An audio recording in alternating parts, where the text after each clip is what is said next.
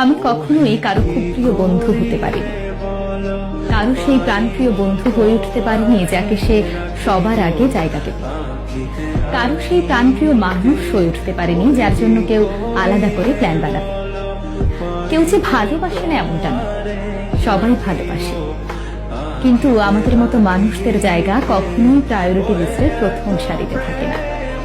হ্যাঁ, হতে পারে তাদের জায়গা সবসময় আমাদের প্রায়োরিটি লিস্টের প্রথম সারিতেই থাকে, কিন্তু আমাদের জায়গা তাদের কাছে শুধুমাত্রই ব্যাকআপ প্ল্যান কিংবা সেকেন্ড চয়েস হিসেবে। প্রথম সারিতে থাকা মানুষজন যখন অনুপস্থিত থাকে তখন ডাক পড়ে আমাদের। অবশ্য তাতে আবার আমাদের কোনো আক্ষেপ নেই, রাগ কিংবা অভিমান নেই।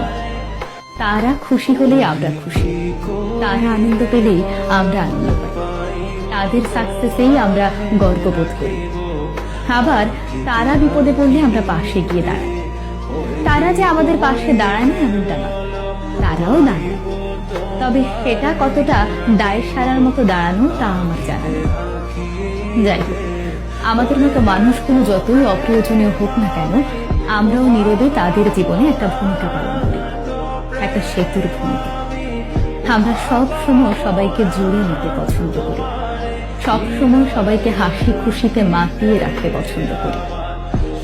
নিজে জীবনে যাই করেছি না করেছি, অন্যকে তার গন্তব্যে পৌঁছানোর জন্য সব সময় সাহস জুগিয়ে যায়।